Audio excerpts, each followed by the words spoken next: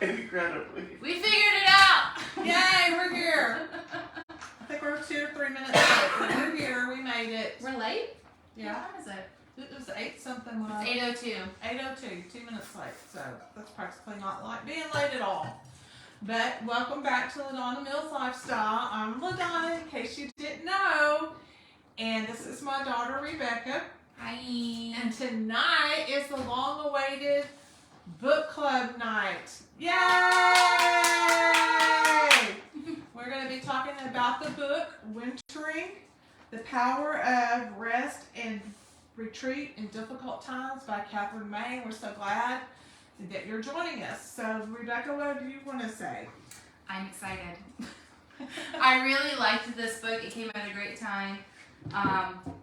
And so I'm just really excited to get into it. It'll be great. Okay, one announcement before we get started is next month's book club is going to be Thursday, February the 2nd at 8 o'clock. Okay. It would be normally on the first Tuesday of the month, but I'm going to be on a cruise on the first Tuesday of the month, so we're going to do it on the 2nd again. And this is going to be the book. I don't have the actual hard copy here, but this is called Growing Boldly, Dare to Build a Life You Love by Emily Lay. I said to myself that I wasn't going to do another book club with Emily Lay because last year or 2 years ago I did quite a few Emily Lay books, but this book's so good and there's one chapter that made me cry, so I said I'm doing an Emily Lay book. So this will be for February, Thursday the 2nd at 8 p.m. Hi, everybody. If you just hopped on, say hi in the comments down below. Like this video. Make sure you share it. If you don't know, we are discussing our book club of the month, which is Wintering by Katherine, and we're so glad you're here. Tag somebody down below if you want to read this book with them, and it'll be great to go. Okay. All right. So, you want to start with some of your favorite quotes from the book? So this book is this book is kind of a very unique book where it is I think Mom described it as a literary self-help book. Mm-hmm. So normal self-help books I feel like are very, here's the top 10 things you can do, and it's very kind of teaching you directly. This one is more of a indirect teaching. It's easy read. It's only 240 something pages. And I really, really enjoyed it myself. It came at a great time in my life. Personally, I've been very intentional going into the actual winter season on the calendar to take things slow and to be more intentional. So this came at a great time to do such. It's written in a literary style, so that's the part that makes it different from most self-help books.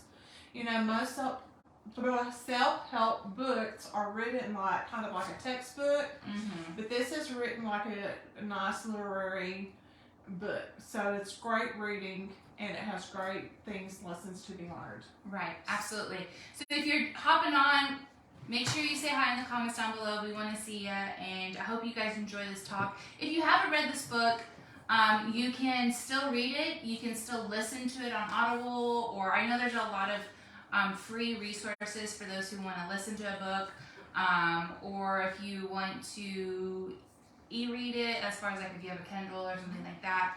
I definitely highly recommend it to do this. And why don't you go over that one more time, just so people who Okay, just the book club book for February is going to be Dare to Build a Life You Love, Growing Boldly by Emily Lay. It's a beautiful cover. You can probably get this at Mardell's if you have a Mardell's close to you, like on their reduced price books. That's where I usually find her books at. And I wasn't going to do another Emily Lay book because a couple of years ago when I was doing book club, I did several of her books in a row, mm-hmm. and I thought people are going to think that's all I know. But this book was so good, and there was one chapter that made me cry, and when I cried, I said, that's it. I'm going to get this book, and we're going to do that for February. I don't think I've ever read an Emily Lay book before, so I'm excited. Let us know what kind of books you want to read. If you're wanting to, maybe you don't know a specific one, if you do have a specific one, or if there's like a genre style books that you're wanting to dive into with a group of people, let us know. So we're going to go ahead and jump into Wintering, what we think. We've kind of backtracked a little bit, but I see some more people hopping on, so I kind of wanted to reiterate everybody. So, you want to hop in with your part of it, Yeah. or do you want to hop in on my questions? But let's kind of stick to the plan here. Okay. We talked for a good 30 minutes before we hopped on. So, so when I went to college, I had one of my favorite professors, and a few of my other professors had a very specific way of, we read the book, you highlight, underline, write in the margins your things that stand out to you, and then we get discussed in class. So that's kind of how I read these days, even still. So I want to just go over some of the things that I really like. In this first chapter in October on page 22, she talks about, I had no idea how much these quiet pleasures had retreated from my life when I was rushing around, and now I'm inviting them back in. Still, rhythmic work with the hands, the kind of light concentration that allows you to dream in the sense of a kindness done in the process. And I underlined that and said gardening for me. And I think it's, me and the author kind of I relate to her in the sense that we always have to be productive, we always need to be doing something, or kind of, we don't take rest well. Sitting down and doing nothing. Sitting down and doing nothing is hard. And so it's that kind of, that hobby or that thing that you do that doesn't require all your attention, and it's kind of just light work and things that can take your mind off and allow you to daydream. And so that was really interesting for me. And then here we go, we were just talking about this. On page 23, she says, "Here I am, having worked so hard and for so long that I made myself sick.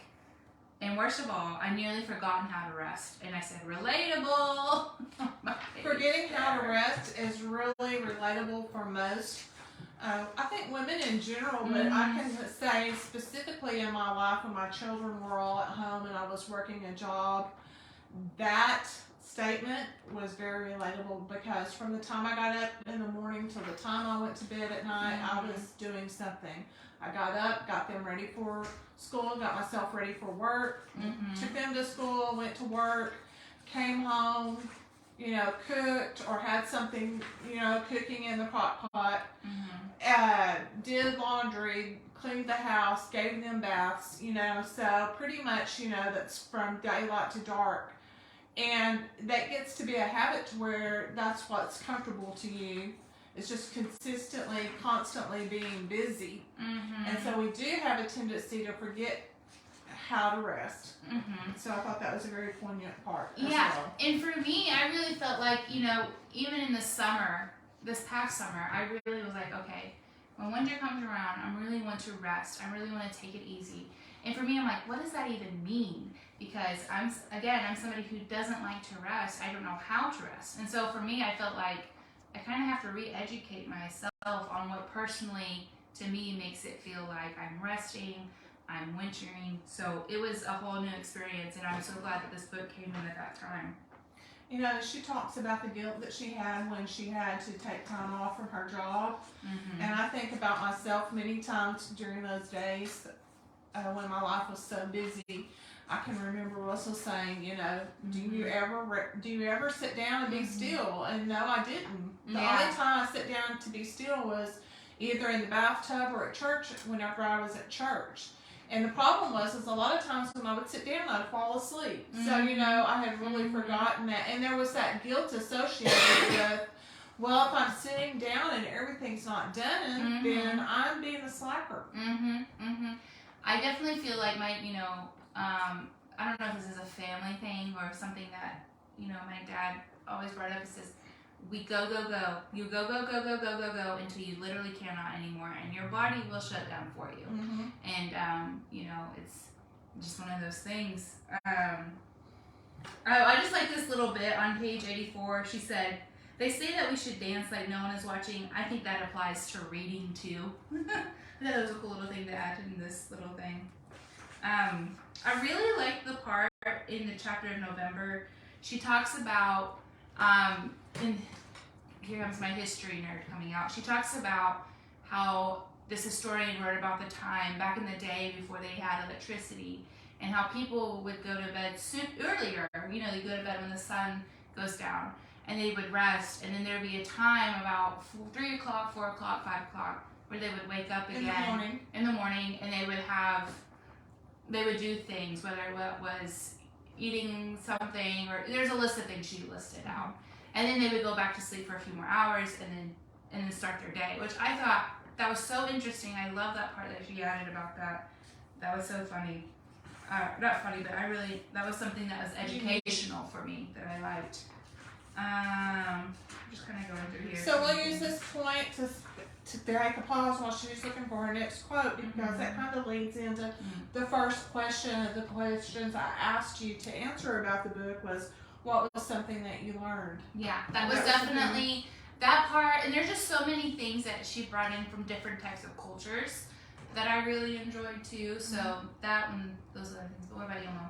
The first thing I put was from pages 13 and 14. It says she's talking about realizing that it's winter and accepting that fact, and then she says once we stop wishing it were summer.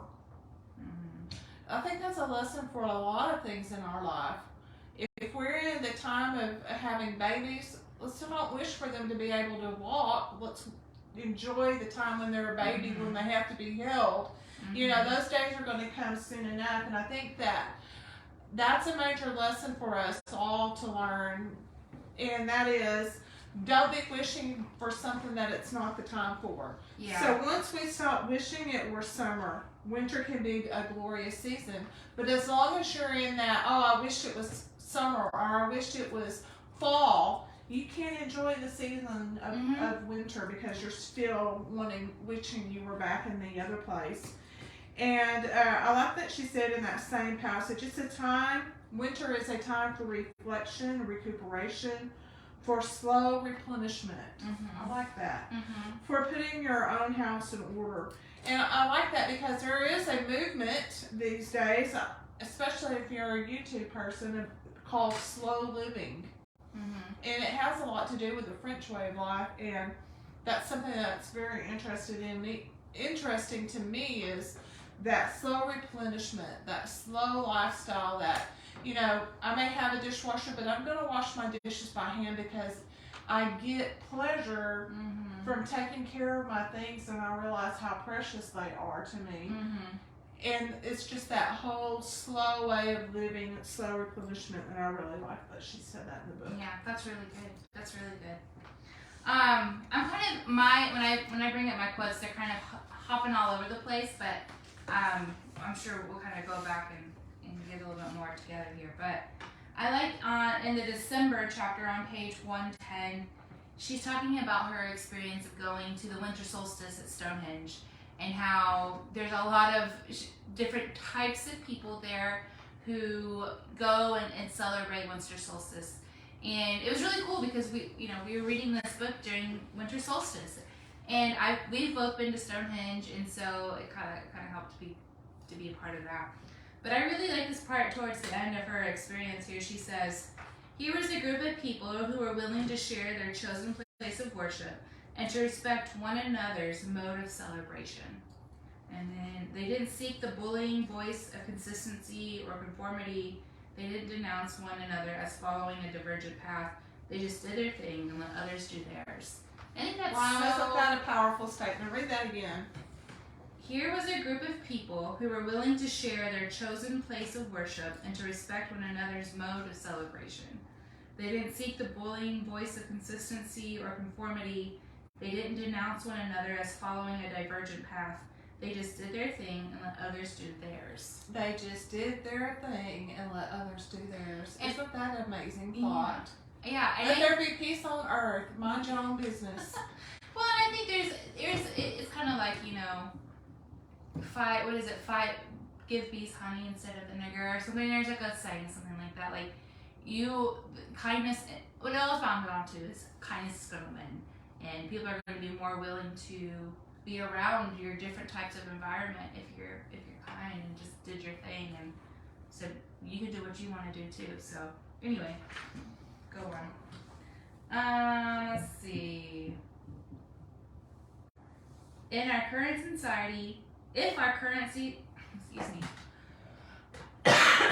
me, If our current society lacks a way to offer us the meanings we seek, then it's entirely reasonable to reimagine the old ways of doing it or to create new ones.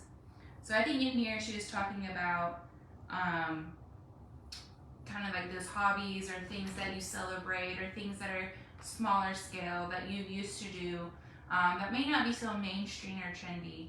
But there's something to it about going back to those smaller things and kind of or doing something or inventing something new and creating new traditions, things like that. Let's see. I'm just gonna see which ones. I have some other things that I want to share maybe. Oh, here we go. The year will move on no matter what, but by paying attention to it, feeling its beat, and noticing the moments of transition, perhaps even taking time to think about what we want from the next phase in the year, we can get the measure of it. And I think that's pretty, this is the 2nd of January. It's a pretty powerful statement there for the new year. Oh, here's one of my favorite parts. I think one of the questions was, what was your favorite part of the book or something like that. There's so many great little nugget quotes in here or little things that you can really like take out and write down and put it on your mirror or something, but this one's great. And I think this is something else that I learned, but she says on page 119, happiness is the greatest skill we'll ever learn. Happiness is our potential, the product of a mind that's allowed to think as it needs to, that has enough of what it requires, that is free of the terrible weight of bullying and humiliation. But if happiness is a skill, then sadness is too. And I think that's something that I really have been trying to work on this past month is happiness, sadness. These things are skills, and what you do with skills, you perfect them, you practice them, you do them multiple times, and you figure out different ways to go through it and experience it. So that has been really great to learn. I think that kind of goes along with what I just lost my train of thought. That's what happens sometimes. But I think that we were talking earlier about what are some practical things that you can do to prepare for winter, and that we all know about things that you have to do to prepare for the actual season of the year of winter, especially if you live in a colder climate. Maybe different for us Texans because we don't really have to do that much to get ready for winter. The night before it freezes, we go out and wrap the pots and that's it. But people like some of you may be familiar with Dawn, the Minimal Mom. She lives in Minnesota. She's a YouTuber. They start preparing for winter in the end of summer. So it's an amazing, it's a do or die situation to prepare for winter. And so I was thinking about what are some of the things that we can do practically to prepare for winter coming in our life, because we're going to have to accept the fact that winter seasons are coming in our life, and what can we do to prepare for that? And I think just like, we said, just that, first of all, just accepting that fact and understanding, and then recognizing when the season starts coming, like that first frost, that first sign that winter's about to start in your life. You do the things that make you feel cozy emotionally. Start buying the candles. Get your, whatever your thing is. Get some fuzzy socks. Yes, get some pajamas. Socks, whatever it is that gives you that cozy feeling. Get your warm drinks ready to go. Whatever it is that gives you emotional support in a hard time, start preparing for that when you see it coming. Yeah, I love that. And I think, this is such something off. As a gardener, I do sow seeds here. And one of the biggest thing about the gardening world is when is your first frost date and when's your last frost date. And that first frost date is you have until then to get all your produce, pulled out of the ground or whatever. And then when is your last frost date? That last frost date is fantastic because you can plan out months in ahead. Okay, if I start sowing seeds in January, by my last frost date in March, I'll be able to go put this stuff outside and start growing things. So that's kind of a great thing to start about that. But I wanted to share this too. This is kind of, for me, this is the definition of this book and kind of like what wintering means to me. She says on page 119, That is wintering. It is the active acceptance of sadness. It is the practice of allowing ourselves to feel it as a need. It is the courage to stare down the worst parts of our experience and to commit to healing them the best we can. Wintering is a moment of intuition, our true need, felt cleanly as a knife. So, and I like this part, I want to keep going, I'm sorry. Okay.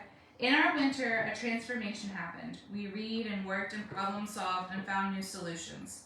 We changed our focus away from pushing through with normal life and towards making a new one. When everything is broken, everything is also up for grabs. That's the gift of winter. It's irresistible. Change will happen in its wake, whether we like it or not. We can come out of it wearing a different coat.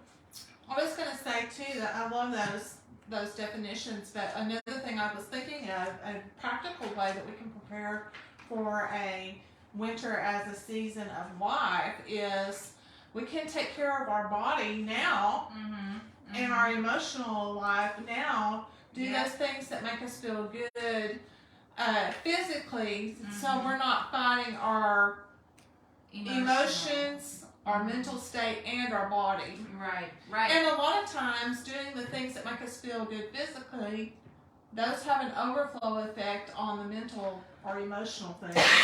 Right, absolutely. Any more? I'm trying to think. She talks a lot about, the mundane. What did she just say? I just saw it. The mundane and the magical in that mundane. She talks about, I really liked how she said, I love the inconvenience the same way that I sneakily love a bad cold. The irresistible disruption of mundane life forcing you to stop for a while and step outside of your normal habits. And I feel that way too, because I'm like, if you start to feel sick, you're like, oh great, I have to go lay in the bed for 4 days and take it easy and that. But if you can do that without having to be sick as well. And so I think it's being more intentional of, okay, that's kind of how I helped myself relearn what it means to rest. Is like, what do I do when I'm sick? What do I do? I take it easy. I eat, a little bit healthier. I take care of my body. I rest. So let me do that when my body's not trying to fight a virus, and that will help that as well. Let's see. She's fantastic. She talks a lot about like symbolism in books and kind of that kind of stuff. Let's see. I'm gonna just keep looking. Do you have anything you want to share? I was going to share, I had asked in one of my preview videos that you ask yourself these questions and find the answers as you were going through the book. And so I already talked about the first one, which was what was something that you learned, but number 2 was what really stood out that you agree with in the book and give reasons why. And on page 30 and 31, she said, she's talking about when she got a bad physical diagnosis in her body. And she's talking about how that she's never been a teetotaler, but when she went through that winter physically, that she had no appetite for alcohol. And I'm not talking about that I don't have an appetite for alcohol. I'm relating to the part, although I don't have an appetite for alcohol. But let me just say that that's not what I'm talking about. I'm talking about the fact of I can relate to that because when I go through a winter time, my appetite for certain things changes. When I'm in a winter time, I'm a little more serious. I don't want a bunch of foolishness. Some TV shows change. Right. A lot of times, my physical appetite changes. My mother was the kind, she was in the winter, she would just quit eating altogether. I've noticed that when I'm in a winter, that a lot of times I don't want to eat things that have a lot of processed sugar in them. I've just noticed that about myself. I tend to be go toward a more healthy diet and lifestyle when I'm in winter. And then another reason why I could relate to that is because life becomes more intentional during winter. It becomes more about the bare necessities. What is the bare minimum it takes to survive during this time? And then another thing is the thing that we didn't realize we were doing becomes blatantly clear during winter. And in that passage she talked about she didn't realize until she quit drinking during that winter time how much she had relied on alcohol to as a coping mechanism, as an escape for her and she didn't realize it until she just had no more use of that. Mm-hmm. So I thought that was a good point and something that I could relate to as well. And then I as a Christian, when I'm in the winter, I have a tendency to live closer to God, mm-hmm. because death and destruction. Not that what's all winter is about, but it's more serious in the winter. Could be right around the corner, and I want to make sure that my relationship with God is right when I'm in the winter. Mm-hmm. And sometimes you might say, well, when I'm depressed or when I'm going through a valley of depression, sometimes I retreat from God. And I know some people's personalities are that way, but I've always been the kind. I can remember one time, about 30 years ago, 20 years ago, something like that. We were in a very hard time. We were pastors of a church, and we were in a very difficult time in our church and in our personal finances. And there was, something going on at the church, and it was just really taking a toll on me. And it was just, I was depressed, I was upset, I didn't know what to do. But yet, I can remember writing in my journal, my spiritual disciplines became better during that time than they ever were in my life. And that's just, and so maybe you can, if that doesn't come naturally for you, maybe when the next time you're in a winter, give some diligence to your spiritual disciplines and see if that doesn't help. It didn't seem like the problem got any better, but it gave me the strength to go through it. It gave you the capacity to be. Yes. Yeah. I think I have a section I want to read, but I think, a lot of people, for me too, it's kind of like, maybe a lot of people don't understand what wintering means. We keep saying wintering, seasons, this sort of thing. And, you can take the calendar approach, whatever it is, from like October to February, whatever your calendar winter is. She uses that example in the book a lot. But the other side of it is your emotional, mental, physical winter as well. So it applies to different things. And I think, the world as a whole in 2020, we experienced a wintering season. That was like an ice age. Yeah, and so, some of the winters were a little bit easier than others, but I know almost everybody can relate to 2020 being a wintering season. And, it's kind of like, some people, you learn more about yourself. Your tolerance or capacity for things might have decreased way more or increased way more. I think a lot of people, are, for me at least, a tolerance for, I don't know how to say it without being harsh, but crap, people telling you unnecessary things or garbage or toxicity. My capacity for that was just no longer there. I'm like, I don't have I'm just trying to survive this time of life, and we're just trying to get through it with our heads on our shoulders. So, I don't know if I read this bit. Sure. It's a kind of lengthy bit, but it's really, really good, and it's fantastic. It's on 209. Excuse my cough. It says, but the works of winter are more intricate than the simple laying in of supplies, which are then run down until the summer replenishes them. Cooped up in our hives with cold winds blasting at the roof, we are invited into the industry of the dark season, when there is nothing else to do but keep our hands moving. Winter is a time for the quiet arts of making, for knitting and sewing, baking and simmering, repairing and restoring our homes. In the high summer, we want to be outside and active. In winter, we are called inside, and here we attend to all the detritus of the summer's months, when we were too busy to take the necessary care. Winter is when I reorganize my bookshelves and read all the books I acquired in the previous year and failed to actually read them. Same. It is also the time when I reread beloved novels for the pleasure of reacquainting myself with old friends. In the summer, I want big, splashy ideas and trashy page-turners to read while lounging in the garden chair or perching on one of the breakwaters on the beach. In winter, I want concepts to chew over in a pool of lamplight. Slow, spiritual reading, a reinforcement of the soul. Winter is a time for libraries, the muffled quiet of book stacks in the scent of old pages and dust. In winter, I can spend hours in a silent pursuit of a half-understood concept or a detail of history. There is nowhere else to be, after all. I love that piece because it's not physically taking it slow, but you have more time to really think about things and kind of have a I don't know what they call it, but like a realization of the deep thoughts that you acquire. So that's one of my notes on that. When I gave those questions last month, one of them was, what was the most boring part of the book to you? And I'd have to say that the beginning was the most boring part. The first 13 pages, I thought to myself, I sure hope this book picks up because it's too late to change it now. And I was telling Rebecca that, it could have been that it was a little slower. It could have been my state of mind when I was reading it. So, that remains to be seen. Yeah.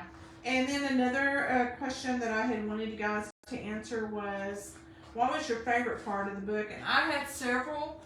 The gym passage was one of my favorite parts, and that was really it was comical. I mean, it was a serious event, but it was kind of comical, and it's something that I could definitely relate to if I was in that situation myself. If you know my mother and you read that part, me and my sister Rachel, we immediately thought of our mother, so it's so funny. And I imagine that Rachel is on here. I can't see. She was supposed to be commenting and adding things, but we can't see that on our screen tonight.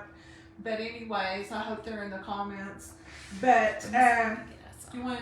I'm gonna get on my phone and see if I can see any comments. And then another part that I really enjoyed was the Stonehenge part, and just basically like Rebecca said, because we had been to Stonehenge, and I just loved her whole philosophy and attitude about Stonehenge. The part about, just pretty much let them do their thing, and I did my thing, and nobody asked why I wasn't doing their thing, and I just think that as a community, as a country of citizens, that we could just learn so much from that if we would just let people be. And hopefully, I always share a Christian and spiritual bent, but our job as Christians is to live the life before somebody. Our lives should make their mouths salivate for the way we live. And I don't have to go out and beat somebody over the head with a Bible. I mean, that's some people's method, but that's not mine. And I think that we would all have a richer community if we could just learn the fact of, I'm going to live my life, and I'm going to show them through my lifestyle, and I'm going to let them be. I mean, you know what I'm saying? I think it goes if I could just be me and show you how great and wonderful my life is, there's going to come a day when you're going to ask me about that. I think it goes back to that old Sunday school, this little light of mine, I'm going to let it shine. It said, this little light, I'm going to let it shine. It didn't say I'm going to burn you down your house with it, okay? I'm going to put it right in your face. I'm going to burn your hair off with this little light of mine. No, just say I'm gonna shine, and then you'll see the brightness that comes out. Now, obviously, evangelism is not my spiritual gift, and if it is yours, that's going to be the passion of your heart. But I'm just saying that sometimes, like she was trying to say earlier, a little honey will go much further in catching a fly than vinegar will. That's and scripture. I missed that one. It's not a scripture. It's just a scripture. It's not a scripture. But don't listen to me, it's listener. just like a proverb. Not proverbs from the Bible, but like from the Farmer's Almanac or something. Chinese proverb. Probably. Who knows? Confucius may have said it. Who knows? Benjamin Franklin may have said it. Maybe. Anyways, I guess we're going to wrap this up tonight. I don't think I have anything else to say. I hope that, did you see any questions or comments? I didn't see any, but I kind of joined, late. But anyways, I didn't see anything. If you have anything to say, just go ahead and put it in the comments, and we'll come back later and talk to you. And we just want to thank everybody for joining us on this book club, and we hope you enjoyed it. And we hope to see you next month. Yep, and I'm gonna do a couple things before we officially sign off. Okay. If you still want to read this book and you still want to talk about it, let us know. We might do a follow up in a couple of weeks and go about that. We both highly recommend this. However you can get it, listen to it, read it. And then next week, February 2nd at 8 p.m. right here where you see us. And don't forget, this is the new book, Growing Boldly by Emily Lay. So make sure you get that on wherever you listen, read, whatever. And I had a blast. Thank you so much, Mom, for letting me come on here with you this time. And we will see you guys next time. Hopefully, Rachel will be with us next time. Yeah. Maybe even Lindsay, maybe Reagan. You just never know. We might who's just gonna have show up around a here. whole party over here. Really, that would be fun. That would be Maybe fun. we could get some actual live book club members. A live studio audience. So, until then, we'll see you next time. All right. Bye, y'all. Bye.